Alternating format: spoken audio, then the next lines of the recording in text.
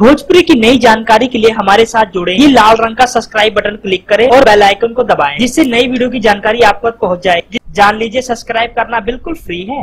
Film निर्माता राहुल खान इस बात से बहुत खुश हैं, उनकी फिल्म सुपर डुपर हिट साबित हो गई है। दोस्तों, इसके बाद खबर ये आ रही है कि फिल्म निर्माता राहुल खान अब खेसारी लाल और पवन के साथ एक फिल्म बनाएंगे।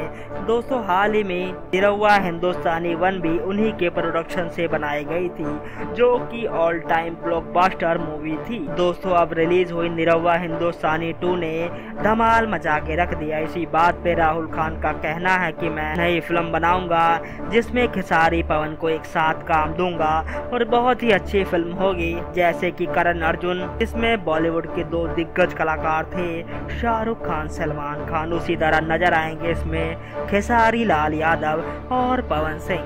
दोस्तों, अपनी जगह पे दोनों ही एक बहुत बड़े कलाकार के रूप में स्थित है। लेकिन दोस्तों, आपको बता दें, आने वाले समय में फिल्म निर्माता का कहना है कि दोस्तों सुपरस्टार पवन सिंह और खेसारी लाल यादव 2018 की फिल्मों में हमें एक साथ दिखाई देंगे।